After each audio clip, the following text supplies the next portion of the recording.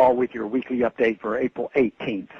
Congress focused on issues surrounding government spending this week as talks of deficits, the national debt, and the debt limit saturated the airways.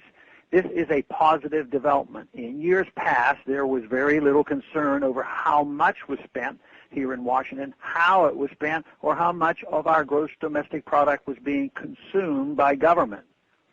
That blissful ignorance naturally resulted in decades of government spending with impunity, bringing us to where we are today. Trillions in debt with astronomical entitlement obligations that will be impossible to fulfill in the not-too-distant future. So it is a good thing that there is so much political pressure now on our leaders to actually put the brakes on runaway spending. However, even the most generous estimate of the spending cut passed this week, $38.5 billion, is a paltry 3.5% of the $1.05 trillion in spending through the next 5 months. This hardly makes a dent in our government's mountain of debt. Even worse than that, the nonpartisan CBO stripped away the accounting sleight of hand and scored it as only $352 million in cuts, which works out to less than 0.5% of spending. Still, the tiniest cut is better than the massive increases we have become accustomed to in federal budgets. Of course, our disastrous wars in Afghanistan and Iraq are not even included in this budget as they are considered emergency spending. They constitute $3.3 billion in spending in the same period of time, so they more than cancel out any small cuts the warmongers may crow about. I voted against the legislation funding government for the remainder of this year as well as next year's budget because, as in years past, government spends far too much on unconstitutional programs.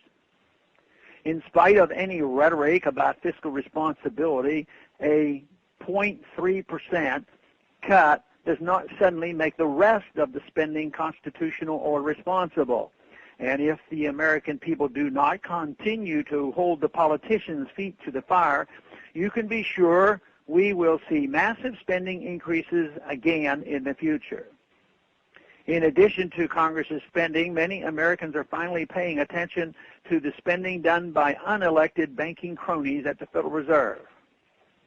Recently, the Fed was forced to reveal some details of loans given out during the financial crisis of 2008, and they are truly shocking. Matt Taibbi points out in Rolling Stone's article recently that two very well-connected Wall Street wives got together and formed a real estate investment company that garnered $220 million in so-called loans, which is actually free money from the Fed. Compare this number to the $352 million in spending cuts the CBO says are in the current budget. A few months later, one of the wives bought a $13.3 million personal residence with her husband, the CEO of Morgan Stanley.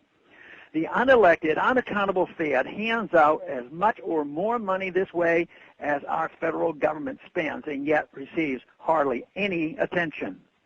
This is why I believe transparency of the Fed is a critical step to regaining control of our financial situation in this country.